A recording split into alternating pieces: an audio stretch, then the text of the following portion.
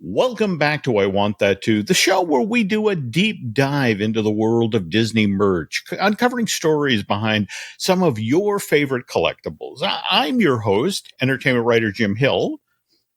And I'm Lauren Hersey, thrilled as always to be here. And Mr. Hill and I are recording the show on Friday, July 5th. Happy day after 4th of July, Jim. Happy day after July to you too. Thank you, sir. So, a week ago today, Tiana's Bayou Adventure finally opened to the public at Walt Disney World's Magic Kingdom Friday, June 28th. And we had talked maybe a month ago about some of the new gift shops that were coming. We got the sneak peeks of, the Critter Co-op gift shop. That didn't officially open until June 30th. Yeah. And then, that it missed the first 2 days that this was open to the public. Now, on the other hand, Disney did have scads of Tiana's Bayou Adventure merch available for purchase in the Emporium down on Main Street. And, kind of an interesting choice, but it turns out, Lauren, this is something that Disney does now. In fact, I guess they started this practice when Star Wars Galaxy's Edge opened in 2019. The thing of it was you could buy merch way back in the back of the park if you were actually in there at Black Spire Outpost. But if, on the other hand, you're walking out of the park and you're now having, well, I guess the opposite of buyer's remorse. You're now like, oh, I should have bought that thing. Dang, and I don't want to walk all the way back there to get that thing. Well, what they decided to do is they took the store that's at the top of Hollywood Boulevard on the right. This is Keystone Clothiers, and turned that into yet another Star Wars Galaxy's Edge shop. So you had one more chance for one more bite of the apple. And by the way, very deliberate that it's on the right side of the street. In fact, that the Emporium is on the right side of the street for the same reason. 90% of the U.S. population is right-handed. So, if they're going to go if they're going to go to a shop, it's there. So, well, how about this? That we've got, for this week's show, why don't we talk about, in the news portion, what was available or what is available right now, for Tiana's Bayou Adventure, because it's an interesting pile of things. But for the second half of today, you put together an amazing history of the Disney store that, I thought might be fun. I mean, again, it's a full retail show, folks. What do you want? I mean, that is kind of what we're here for, right? Is merch. Like, we tell a lot of different stories about a lot of different things.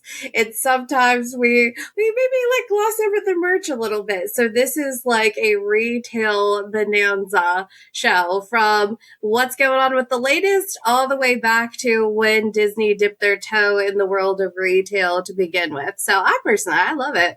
Like, we go with it.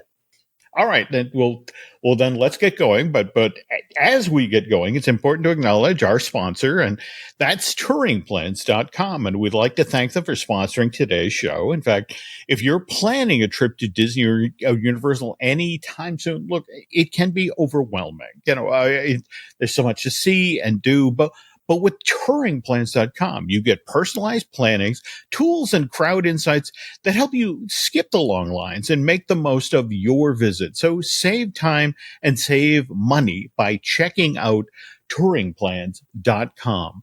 And speaking of visiting the theme parks in Florida, we were pre-gaming before we got the show started here today, Lauren, and you actually have friends and neighbors who were down at Disney, right? Just as Tiana's Bayou Adventure opened. Do you want to share that story?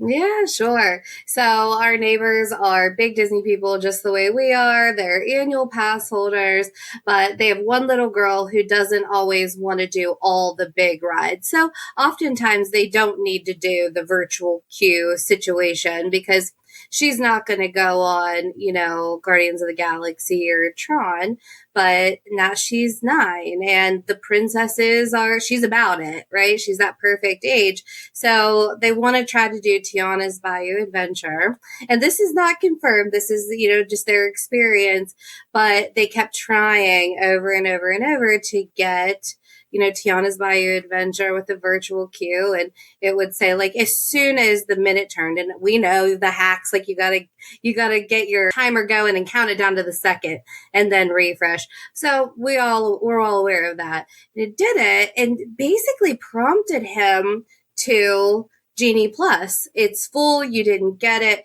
You might have better luck if you get Genie Plus for the 1:00 drop. And then they got Genie Plus and ended up getting the 1:00 drop and doing the ride. But they had a really challenging experience. And just imagine, I mean, these aren't people, they're new-ish annual pass holders, so a couple years, but they go to the park more often than the next guy. So we're not talking total novice here. And so they go and they're checking the boarding groups to get on the ride and they're watching it and it's going, from just say 90 to 100, 100 to 120, 120 to 140, whatever it is. So their boarding group is getting close. So they start going over to that side of the park and then Disney changed how they were doing the queue.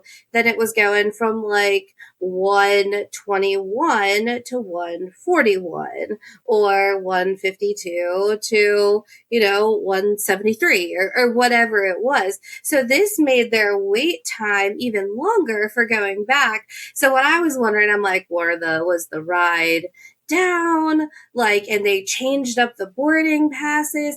Is this really a thing with you're gonna get better luck if you buy Genie Plus? Is that what's happening now? I don't know. It's one of these things where, and think about it. Your friends came home from this trip, and what's the first story they told you? Oh, we love the Splash Mountain redo. That's like, no, they tell you about this experience, about how difficult it was to get a reservation, and Disney prompting them, hey, if you throw us a few more dollars, your odds might improve. I think this is so short-sighted on Disney's part that this is the narrative that's getting out there, especially, the summer of, Tiana's Bayou Adventure, that, it had a difficult preview period, and B, now this issue, the notion of, the line went clean in 20 seconds, but if you get Genie Plus, we'll see what we can do. And at this, and again, what's so funny about this is that Disney's trying to make money off of getting people to buy reservations, but also Disney, as soon as you get off the ride, whether you're going to, Tiana's Bayou General, which is the general store, likewise, the Critter Co-op, the store that you just mentioned that opened a couple of days after the attraction. But so we're going to hit you up 2 times as soon as you get off the ride. To buy stuff, and don't get me wrong, that anybody who's been to a Disney theme park kind of knows what they're going to do here. I mean, for example, there's plush. Okay, there's a Tiana plush doll that's in her new outfit for this attraction, the very yellow outfit. Likewise, the critters who form the band that she's recruited for the big party at the end. What is it? Bo the opossum, Apollo the raccoon, Rufus the turtle. Now, what I find kind of interesting about this, Lauren, is that the Tiana plush is $26.99, whereas if you want to buy the critters, those are $24.99. So there's a Disney Princess upcharge. But Jim, going back to the beginning of the story and about what the parents ended up coming home and telling me, when I ran into Adeline, she was like, hey, I got to go on the Tiana ride. I liked it. I didn't like the drop, but hey, come over here and see my new Tiana cookbook. that I Hey, got. And I was so good. excited to get home and come and make this stuff with Miles. It's my little guy, my son. And so, like, even her, like, as being little, she's like, she doesn't feel that stress and pressure and anxiety of getting up at 7 a.m. and needing to pay the extra. Disney knows their demographic, right? Perfectly. So she was excited. She got to ride the ride, but she was more excited about the cookbook than even the ride. So, like, they did their thing. I applaud you, Disney. Well, again, it's so interesting that that's the thing. She, again, she's in the store, this giant pile of merch, and she zeroes in on the Tiana recipe book because that's the part of this attraction that's kind of fascinating because it is literally not the story of the Princess and the Frog. It's actually Tiana's life afterwards, where, for example, in 1927, she sets up her company, Tiana's Foods, which is a co-op. So when you go into the gift shop, for example, there are all of these ways to, if you want to consume food, there are gummy frogs that you can get some Mama Odie hot sauce. They have a Bananas Foster's milk chocolate bar, which they sell as it's a New Orleans favorite, for $5.99 here. But on the other hand, Adeline, was that her name? The little Adeline. girl? Yeah, Adeline. Yeah. Well, I mean, that's the thing. Adeline had, on the Tiana's food side, a lot of stuff to choose from. I mean, she could have gotten a Tiana food apron for $34.99. There was oven mitts and pot holders. That was $19.99. On the other hand, if she wanted a coffee mug, I mean, that literal. Who doesn't want a coffee mug while you're Disney? Well, that's you kind of the rule, but it's just the Tiana Foods mug literally has the catchphrase for the company, bringing folks together since 1927, also 1999. And so again, here was a decision made that, okay, Tiana's Food is a big part of this ride. We're gonna, you walk into either the Tiana's General or Critter Co-op, and that's there. But but seriously though, at least for the first summer, let's be honest here. If you're going on this ride, when you're coming out, aren't you looking for bragging rights clothes? I was just going to say that. I'm like, how much of this merch is literally, I was there the summer it opened? There we go. Okay. But like what I don't really get as much is like, so now they're going to have these two fixed locations. Are they going to diversify as time goes on? And I also wonder, is anybody like in your sphere, like saying like these little kids are going and this is not the Tiana that they know from The Princess and the Frog, that like there wasn't a supporting movie unless this is like the preview of what's to come for the franchise, which wouldn't be surprising, following Disney's track record. But like, is anybody talking about that? Like, are kids like, what is this? Now remember, we are literally, I mean, this thing began previews like a month ago. So we are 1 week into the general public getting on this ride. And I think as our friend Mr. Schul has pointed out, you walk up to this thing and you still see that 50-foot drop. I mean, as far, the flume ride at Disney World is still the flume ride at Disney World.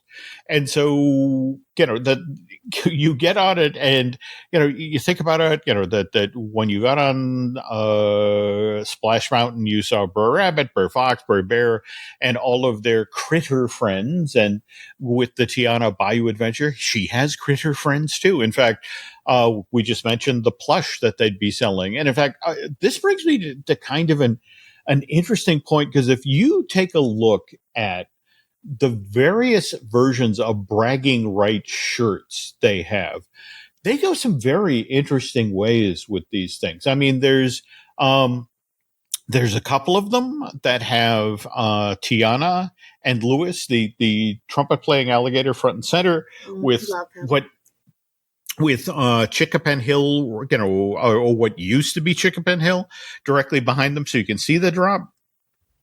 But then there's versions where Tiana is actually kind of, sometimes she's kind of way in the background, and you have Lewis and a couple of his critter friends in the log. And then there are versions of the shirt where it's literally just the critters.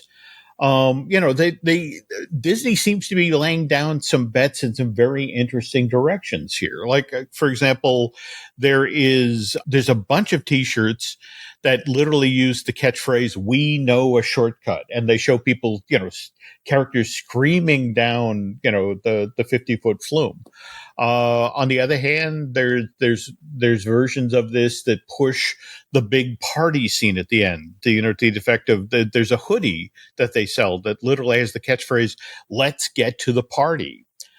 And then there's one that kind of does a split the difference, so it's shortcut to the bayou. It's just I'm going to be intrigued. In fact, I think when you were originally developing this show, in fact, I know when we get to the Disney stores, you're going to want to talk about the character warehouse in Orlando. And there's a part of me right now that's just like, in 6 months, what of this winds up at the character warehouse? Oh my gosh, I just stumbled upon, I'm like looking through this stuff as you're talking. Did you see the Tiana's full-blown Explorer jumpsuit in the adult size? That will definitely be at the character warehouse. I mean, if it's your jam, no judgment at all. But I mean, it just stopped me in my, oh my gosh, and they have a little kid, full-blown, oh my. I have to say that, I also, that Nancy and I go down to the parks and, in fact, I cannot tell you how many sleep shirts Nancy has, that started off as bragging rights shirts, that something you pick, you picked up on the way home, and now she climbs into bed with the what is it, the shirt they did for the closing of the Great Movie Ride. That's a wrap. So if I were down there, Lord, I have to say, I would probably spring for the Tiana's Bayou Adventure beach towel, which actually features the "We know a shortcut" thing. But on the other hand, I think the other thing I might go for are the Tiana Bayou Adventure socks, because after you, yeah, well, but again, let me explain my thinking there. Every time I get off, a flume ride at Disney, my feet are soaked. So it's just one of these things where it's like, give me the socks, give me the towel, and it's just sort of like, I will use these when I get home, but for now, I just want to dry my feet off and put on dry socks. Because, on the other hand, think about it. Very early on in this series, you talked about your amazing collection of Disney, the Mickey Mouse ears that you got at the park and the headbands. And so did you check out the Princess Tiana headbands and the Bayou Adventure light up headband? Yes, I did. Now, for me, and I don't know, because I really did enjoy Princess and the Frog as a movie, but I also like to pick things that are like semi-practical. And I don't know. I mean, the ears, the green with the tiara, like they're very, very, very pretty. And if you are a diehard, fan, then possibly, but like, they're not going to really, go with very much of your traditional like Disney apparel. I do like the navy ones. I don't know that I would do this for bragging rights. I would probably actually buy one of the t-shirts, like Nancy, and it ends up a sleep shirt. but they are, I mean, they are very, very nicely done. They look high end, high class. They don't look hard like the ones that like squeeze your brains out. Like I've talked about them before. So I don't know. I guess we're gonna see in a week or so because we're gonna leave on Yeah. Thursday and we'll be Okay. going down next week. Or the first 5 days are Universal, and then the last four are Disney. So I do want to like see everything in person, but it looks to me like so. Just tell me, with a release of a ride, like did we see this volume of merch for like say Tron or Guardians of the Galaxy? Because it looks like they leaned so heavily in like with food and spices and all of that, like it's just giving off a different vibe, I feel like.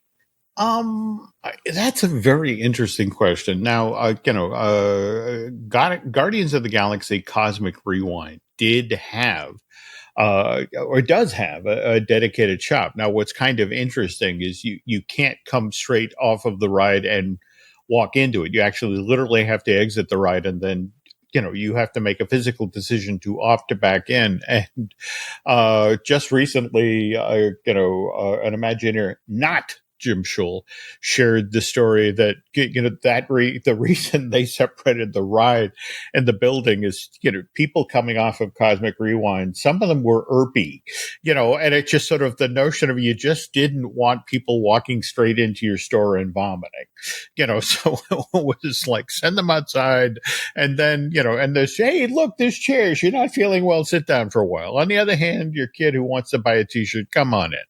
And you were just asking about Tron.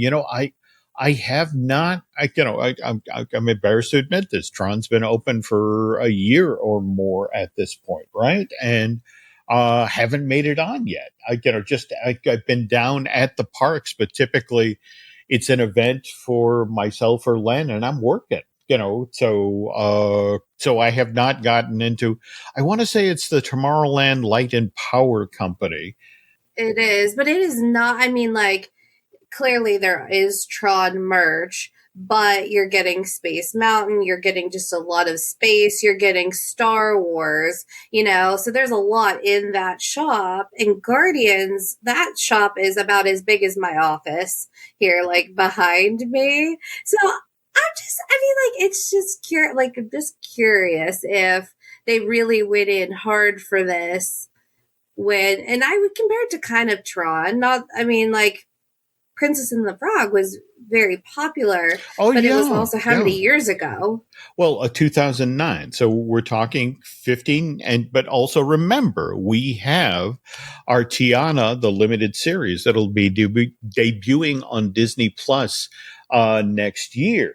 That then will further the story and of Tiana. And in fact, if the planets had aligned properly, Tiana, the limited series, would have come out last year and would have helped to sort of tee up the story that Tiana's Bayou Adventure is telling.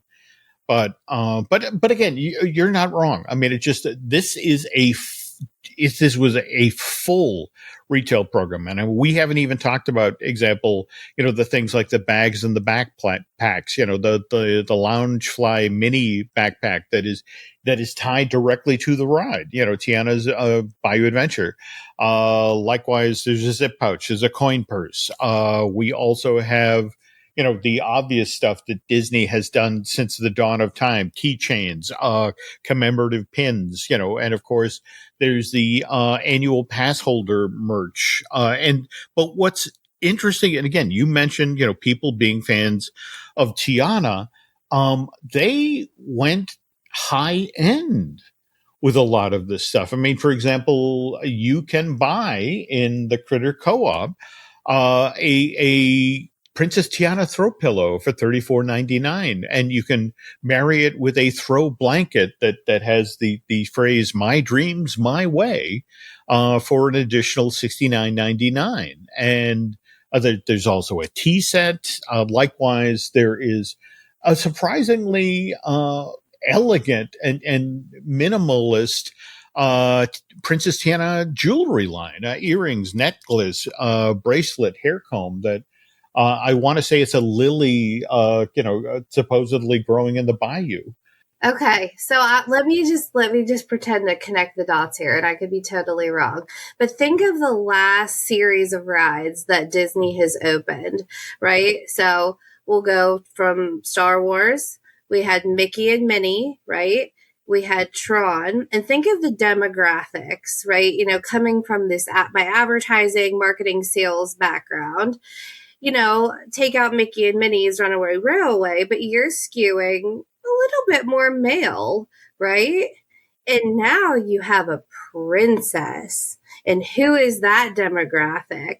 And who is going to be willing to ride this ride, even to see it? You just said it's a 50-foot flume ride. So you're going to rule people out there. Do they know from testing that we're going to get more affluent women who are willing to buy this merchandise? Because, I can tell you right now, you cannot get a $35 Mickey and Minnie Runaway Railway pillow. Yeah, you can't. In fact, or a ring with Chubby. That's not a thing. No, right? No, it is not. And in fact, forgive me, but you've actually hit on kind of a sore spot. I really like Mickey and Minnie's Runaway Railway, and I have to admit, when I looked at the limited amount of merch, at least in Orlando, was like, don't get me wrong, Chubby's cute, but I didn't feel compelled to buy a lot of that stuff. On the other hand, when you guys were out in California, you did Mickey's and Minnie's Runaway Railway out there, right? And they have, you literally exit through the gift shop there, right? Oh, geez. And we read that so many times. All I can think of when I think of the merch, and I have my Chubby popcorn bucket and my little bird sitting right above me, but all I can think of is that hideous popcorn bucket with the hand going into the picnic basket. And I'm like, they really, I just felt like that was so limited for being Mickey and Minnie. That's what you came up with? Is you put your hand in Mickey's hand? Mm. I'm sorry. No. But again, you've actually touched on a very interesting issue because, this is the merch that's available for year one. And then what's fascinating is you watch as an attraction goes year 2, year 3, year 5, and you return to that store and a lot of that initial stuff is now gone. And it's since been replaced with more variety of the stuff that people actually purchased. And in fact, I'm kind of intrigued that, there's this big cast of critters they invented for this thing. But there's only plushes available for 3 of those characters right now. And for me, it'll be intriguing. We go a couple of years down the line and it's like, hey, are there more of those available, or are those discontinued completely because people weren't interested in those characters?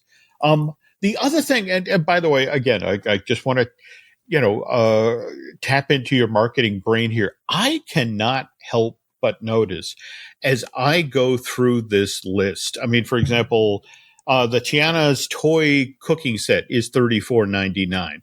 The Tiana's tea set is $34.99. That there are so many items in this store that, have a price point of $34.99. For example, the Tiana's Bayou Adventure crop t-shirt. And I'm wondering, these days, isn't it that you have to spend $35 at Amazon to get free shipping? Well, I've had Prime forever, so I don't, but No, same thing here. But it was one of these things where it's like, when you see that price point, that exact price point, 10, 15 times on a list, it's like, that to me says, wow, is that the new $19.99? Is that the new number where it's like, well, if it was it was $35 and a penny, I'm not going to spend that, but $34.99, I'll go. You But know, I will tell you, $34.99. That tea set will be at Character Warehouse for $7.99. If you could wait, I could tell you that cropped shirt will be $12.99 if you give it 6 months or a year. And so, like, the thing with retail, going all the way back to Michael Eisner and leading us into what we're going to talk about in today's feature, is retail marketing, advertising. A lot of it comes with trial and error. And even though Disney has been at this for a long time, you just sometimes don't know what's going to hit and what's not. And so maybe the three characters is the experiment. We're dipping the toe in the water. We'll see how these little buddies take off. And if they do, then maybe they'll get a friend. If not, they end up at the Character Warehouse. So I think that it's really cool that we're starting at, what's going on right now, but it's really not that different than the Michael Eisner era when he's in full-blown experimental mode and seeing what's working and dipping his toe into retail. And back then, I mean, there were tons of hits and misses, just like we see today. So I think we should go to break and come back and we'll peel back the layers of Disney's experiment. How's that sound? That sounds like a great plan. So hang in there, folks. We'll be back in a moment. But first, this. And we're back.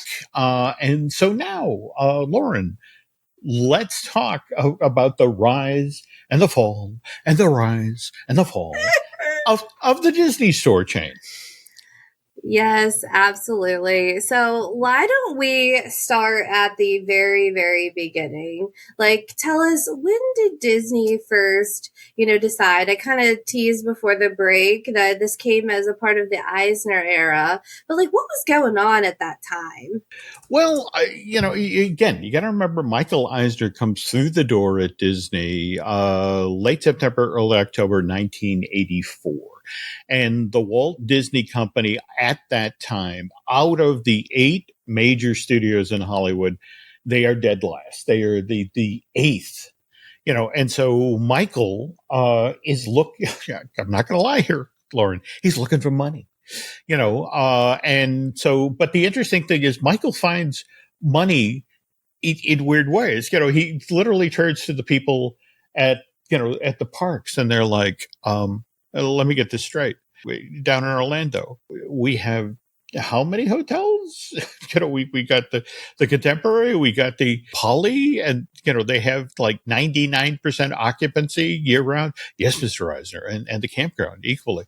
So could we build more hotels? And it's like, oh, yes, you want to do that? It's like, yes. Because it's like everywhere he looked, it was just piles of money and opportunity. Well, it's the same thing. It's like, let me get this straight. We have all these movies in the vault that we've never made available on VHS. Well, yes, Mr. Eisner. Well, let's do that. He in fact, he made the joke about, when he and Frank Wells got involved at the Disney Company, he said, the first 5 and 6 months were sort of, the equivalent of trying to dig a car out of a snowdrift. It's just sort of like, Disney was barely in show business, but they're digging the car out of the snowdrift, and he goes, oh my God, the car in the snowdrifts, it's a BMW. And the keys are in it, and it's got a full tank of gas, and that was the thing. As soon as they began doing this stuff, they just found money, which then allowed them to get that much more ambitious in what Disney was producing and that sort of thing.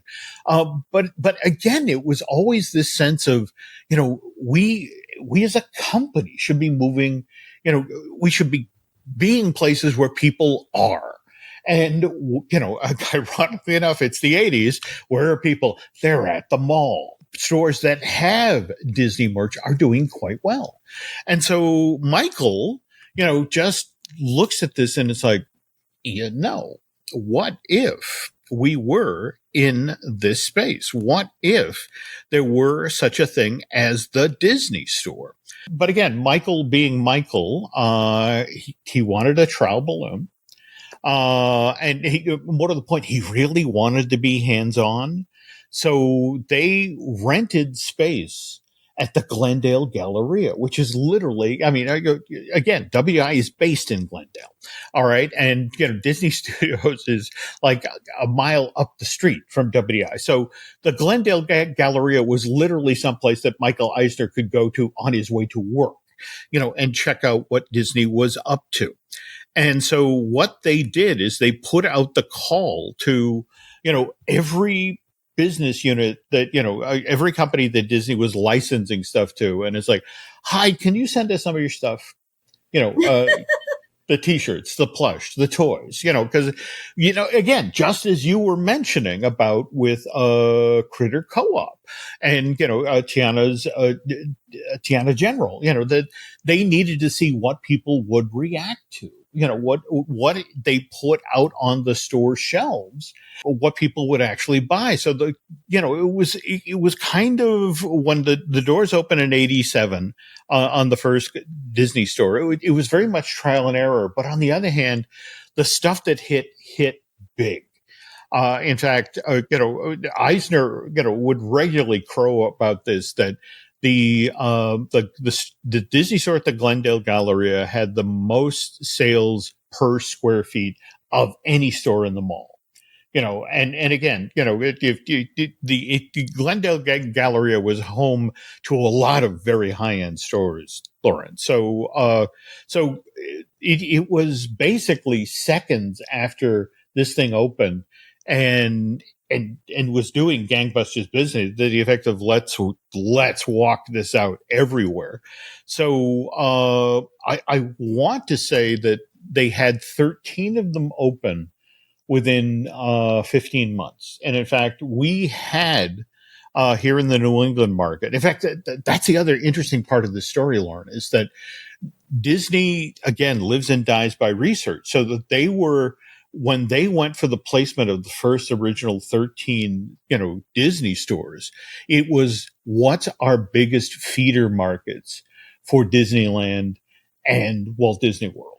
And it's like, well, it's Boston, it's Chicago, it's, those big cities that people would fly out of to go down to have their Disney World vacation. And it's like, okay, let's put a Disney store in the biggest mall in every one of those markets. But it wasn't just like they just popped up a store and like said, send me your stuff. I mean, like these were like really themed, like it was an experience to get to go, right? In fact, it's so funny you mentioned this because just the other day off of eBay, hang on, I got it right here. Yes, here we go. This is November 13th, 1987. It's Disney Store cruises to a new location, and it talks about how at the South Coast Plaza Mall. And it's just like, again, it's not just a store. They describe how as you walk up to the store, Goofy is in a 59 pink Cadillac, and that, the store is got a 50s beach party theme, with 3D characters, leaning down from the ceiling. And I think, and this is the thing, the Disney Store carries a wide variety of Disney products, including merchandise from the theme parks and over 50 Disney licensees. And the items range in price from 25 cents to $3,000 and include everything from clothing to jewelry to toys and videos. So, but yes, I mean, as Lauren pointed out in her research here, what was the phrase they used? Retailtainment? Yeah, retailtainment is what it was. The bringing together. So what I don't understand though is, I mean, if you hear the stories of Michael Eisner, he's like, okay, this hit, where could we recreate this? Where could we do it? So it makes total sense that the first one does gangbusters. Let's grow. Let's get into these feeder markets. But I mean, I know how the story goes, and like, within just a couple years, it kind of came to a screeching halt and they're making some different decisions. Like, what's going on? Well, the thing, think about it. If your assignments, that company that owns so many of the malls around the country, and you're hearing about, this Disney store at the Burlington Mall, which, by the way, Simon's property, that's doing gangbusters business. You turn to the Disney company and basically say, I want one at every one of my malls. And Disney, of course, because these things were printing money, said, sure, but didn't understand that, for example, in my market, where I live in this region, they had a Disney store at the Burlington Mall, but they also had a Disney store at the Pheasant Lane Mall, which is just over the Massachusetts New Hampshire border. In fact, those two malls are off of the same highway. I want to say Route 3. And, they're only 30, 40 miles apart, or miles, not malls. And that was the thing, classic scenario, Lauren. They got greedy. They built too many of them. And not just here, though. I mean, because in 3 years from the first one opening, they went international. I mean, they were playing for keeps, and it makes you wonder, did they just grow too fast? And they really tried to keep these stores. It wasn't like they were popping up IKEAs and you get the same one in every market that you go to. I mean, I believe they were really customized for that area. Now it's so interesting you say that, because, for example, in Massachusetts, in Natick, they had built, in fact, this is kind of a heartbreaker, because it was going to be you have to understand that Disney didn't just look at, the Disney stores. They also had a chain of galleries. There was the Art of Disney that sold the high end pieces. And for a time, in fact, we should probably talk about this on a future show, but there was a Mickey's Kitchen, which was a fast food restaurant, that they actually built two of these things. I want to say one was in Costa Mesa, but anyway, the setup in Natick, they actually built a 3 interconnected store front. And with the notion that when this complex came online, you could be shopping in the Disney store, wander into the gallery and look at the stuff there, and then decide, I'd love a sandwich, and continue to breeze on through into the Mickey's Kitchen. And the only thing that prevented this from happening is before they were finally able to get the complex open, Disney pulled the plug on the Mickey's Kitchen idea, largely because McDonald's said, hey, we don't like that. And it's like, if you get out of that business, we'll agree to be, your sponsor in the fast food space for 10 years.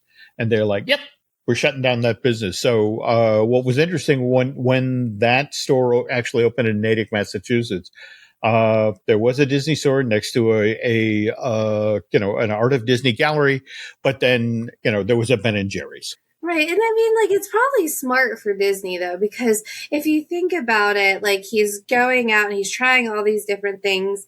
And at some point, you're serving too many masters, and it can dilute, what you set out to do to begin with. Right. And I think that that's how, the pump the brakes on all these Disney stores started. Right. Mm-hmm. Yeah, well, I mean, in fact, if we think back to just 20 years ago, again, Disney starts this in 87. It's making money like gangbusters until it's not. In fact, Disney now starts closing Disney stores in malls, and then they kind of face the hard reality of, I don't know, this is worth. I mean, we still like the money. But is it worth the time? Is it worth the effort for us to be doing this? Could we maybe hand this off to a third party? You've heard about what happened with Children's Place, right?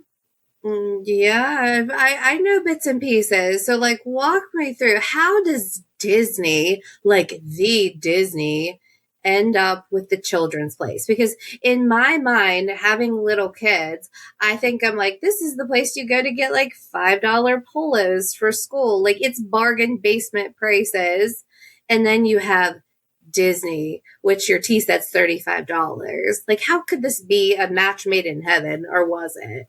Well, it was more a case of, Disney had begun to recognize the hard realities of the retail space. And I remember I just mentioned from that article about the Disney store opening in November of '87 and how, they had this, items from 50 different licensees, things that ran from a $25 or the 25-cent price point to $3,000. And, but again, just as we were talking about with, the Critter Co-op, there are things you make and put on shelves that people don't buy. And just the thinking with the Disney executives is like, there's too much trial and error in this process. And nobody who worked in Burbank wanted to be the guy who made, it's like, congratulations, we just remaindered 300,000 Roger Rabbit tub toys. Wouldn't it be easier if, say, executives at Children's Place who, clearly knew what people would buy and at what price point? Wouldn't it be easier for us if we just licensed the stores out to them? They did all the heavy lifting. They deciding, stocking the stores and, putting the merch out and, remaindering things. And we just stay back here in California and wait for the check to come in. So that's what happened, that Disney effectively handed the Disney store business off to Children's Place to run. But again, this is also still Disney, which loves to control everything. Mm-hmm. Super protective of their brand.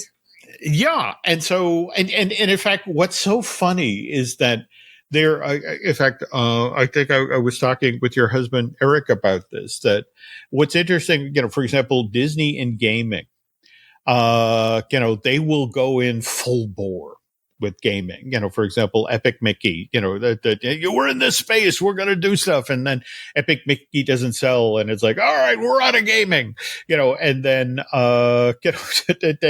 they license all their games again until 3 years later when it's like, hey, we're back in gaming, and this is what happened with the Disney store 3 and 4 years in.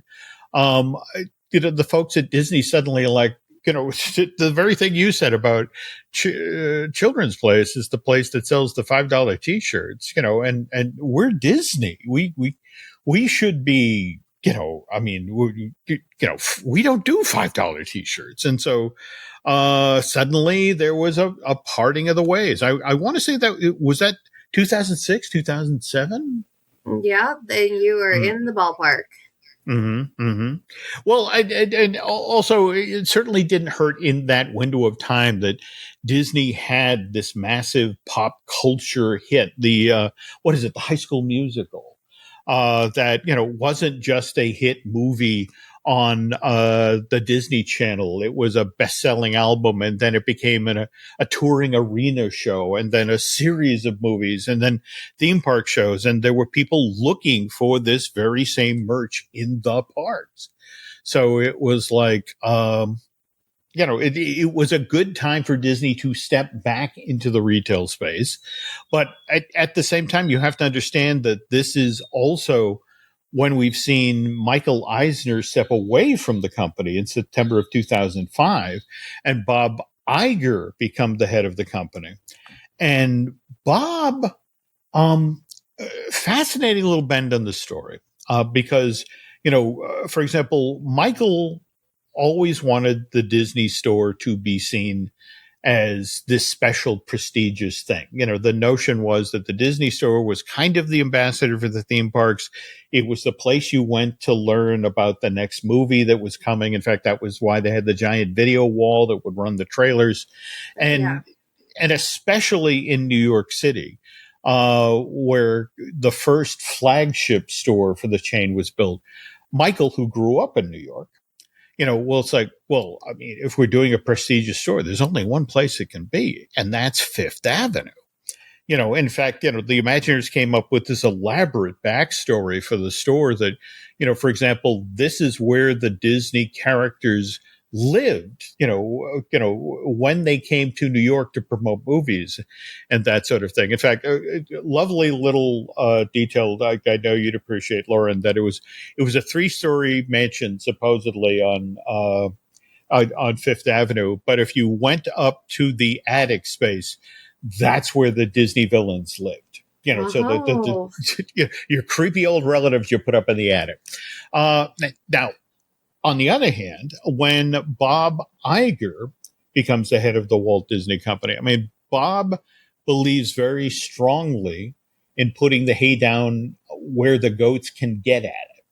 And in his case, it's like we're on Fifth Avenue. We're up there with some of the most expensive places, from rent and that sort of thing.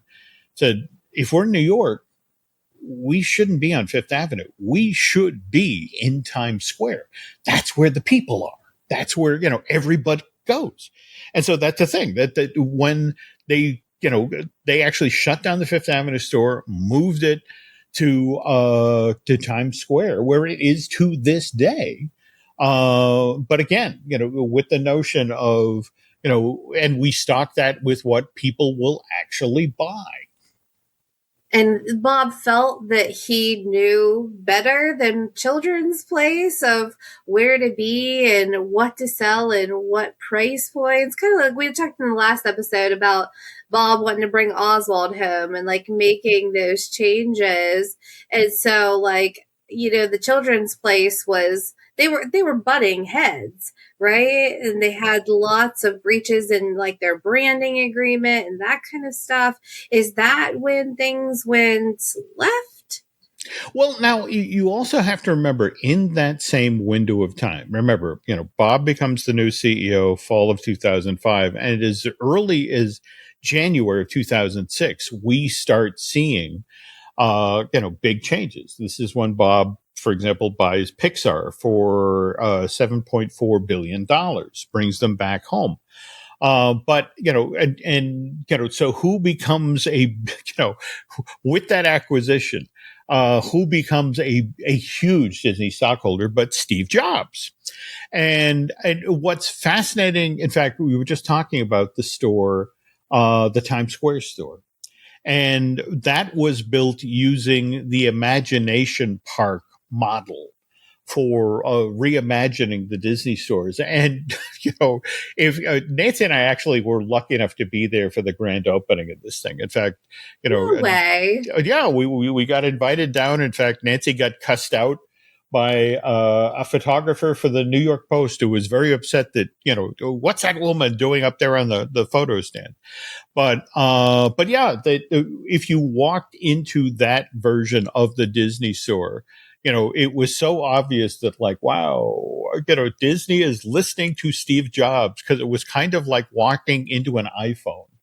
I mean, it had those sort of clean, easy lines. Things were, set up in a really smart way.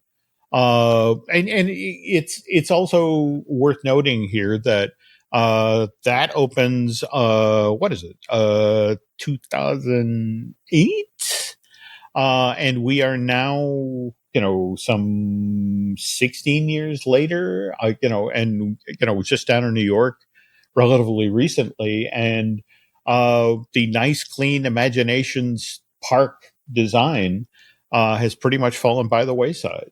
Again, the Disney store is in an interesting moment right now.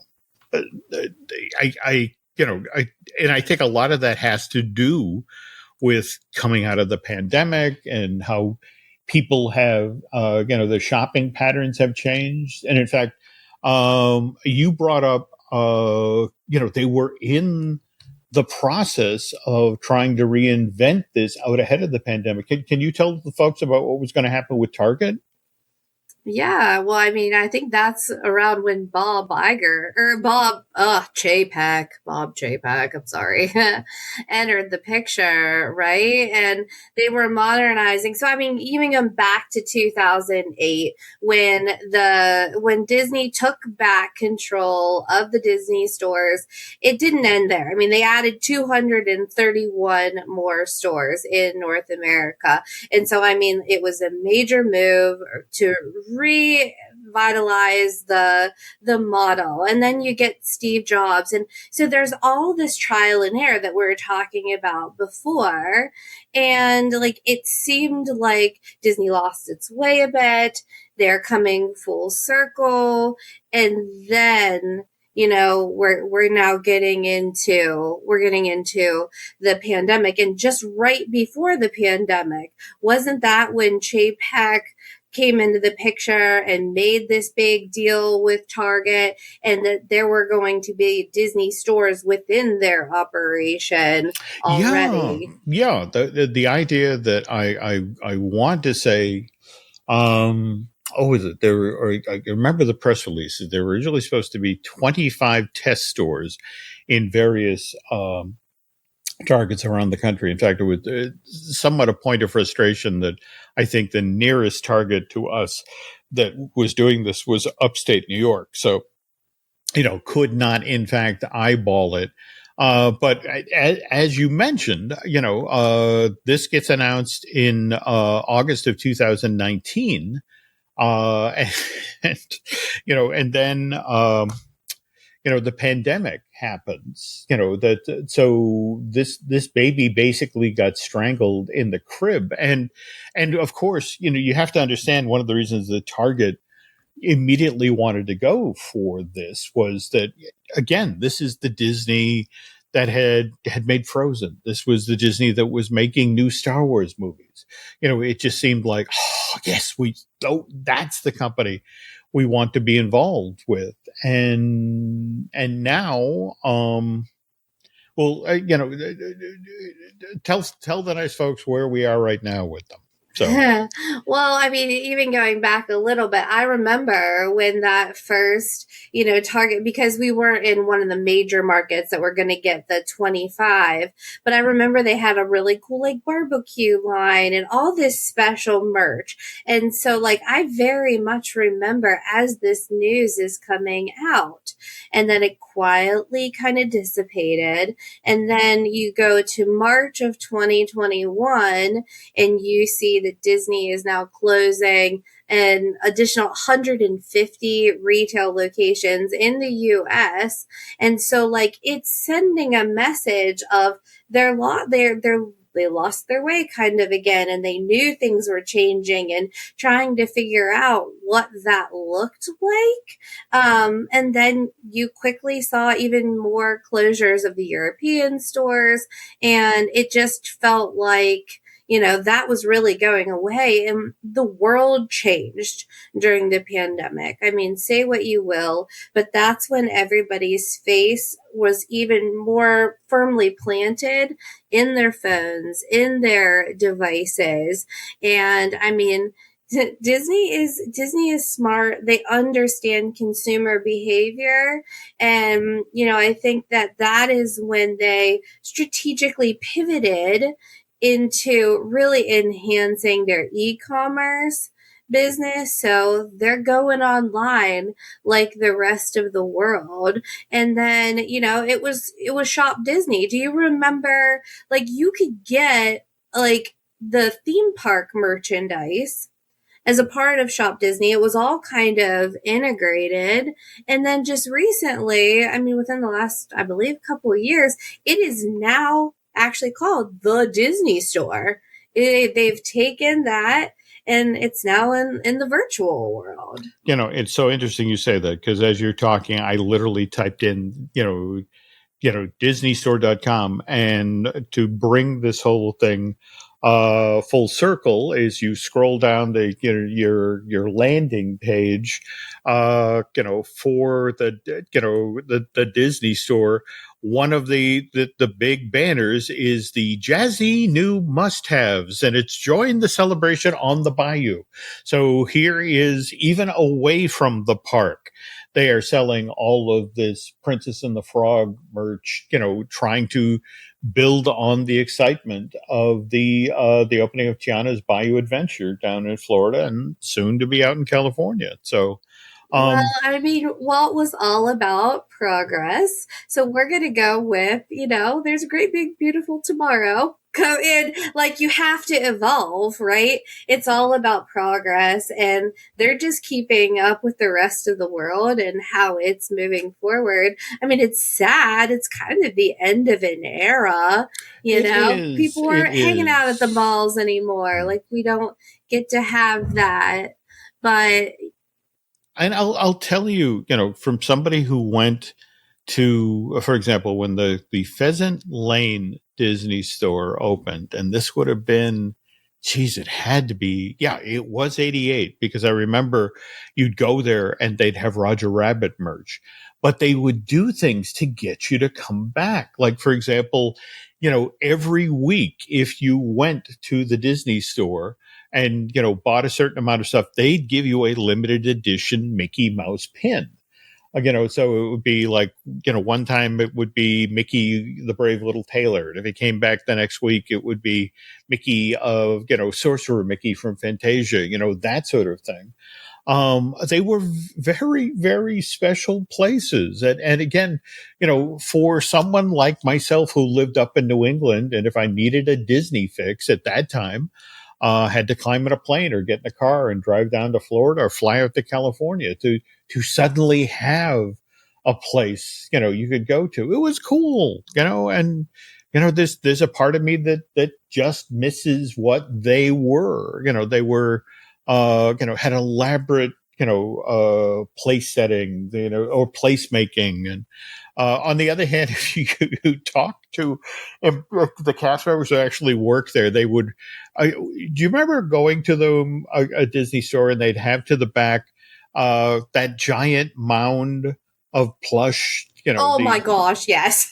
Okay, that actually had a name, Plush Mountain, and there we go. And there was always at least one employee who was, because again, kids would come in and literally climb into Plush Mountain. And it was like, there was this poor employee who spent their entire day, just sort of, rebuild Plush Mountain. And, no, here comes the 4-year-old that's going to destroy it. But, no, they were great places. And again, I'm just, I really appreciate that you suggested this is the story for the show, because again, it's a fascinating part of the Disney Company story that's still ongoing. I mean, again, as you mentioned, they've reinvented themselves again, and they're now, kind of in that Amazon space, only, not nearly as big as Amazon, but the notion of, yeah, come here, do your shopping for Disney stuff without actually touching it.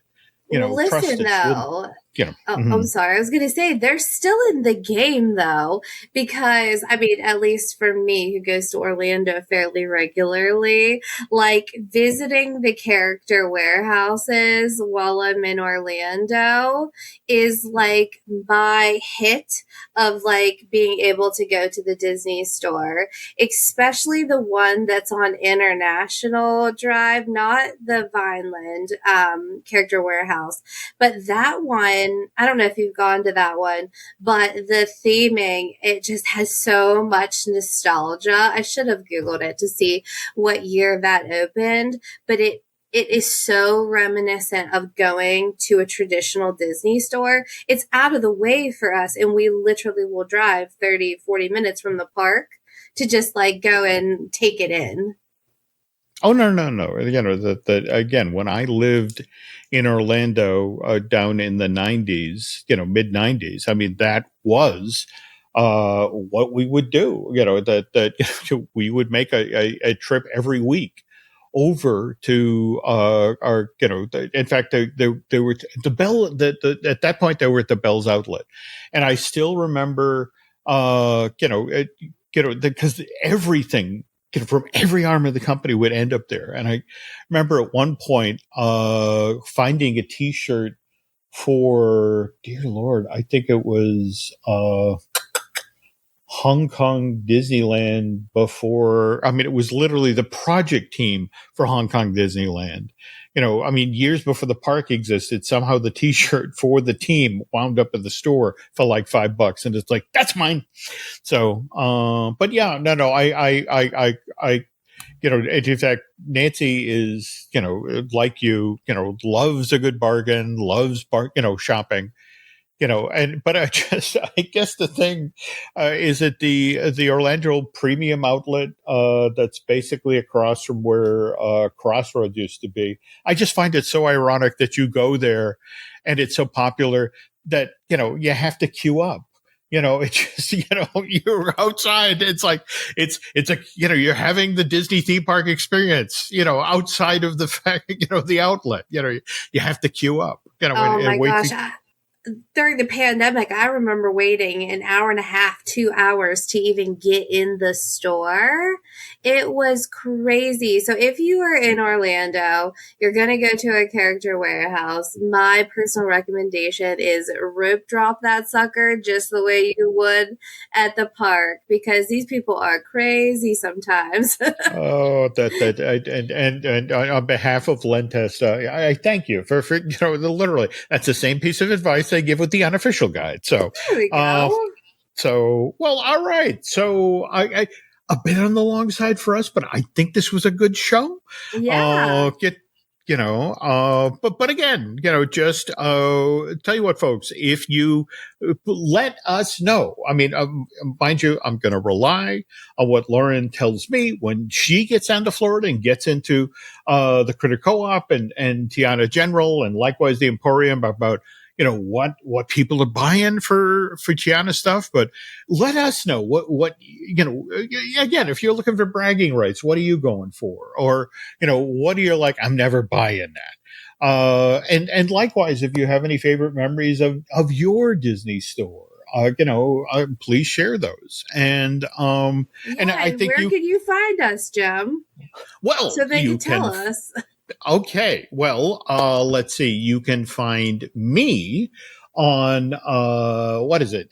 X, Twitter, whatever they call it. Also Instagram as Jim Hill Media. And over on Facebook, you can find me at Jim Hill Media News. What about you, Lauren? Yeah, you can find me on social media. I'm not on X. I have a profile. I need to I don't know. Are people still leaving though? Like getting with the times, but I am on Instagram and Facebook, but my email is lauren@laurenhersey.com. That might be the easiest, but I'm around, and we do want to see and hear from you, especially as we're moving on. And if there's something interesting that you want to know more about, certainly let us know. But I think this has been a fascinating deep dive on Tiana, the merch, and the kind of history and evolution of the Disney store. So thanks for all the great stories. Thanks for listening, folks. And on behalf of Lauren Hersey and myself, thanks again for tuning in, and we will see you next time.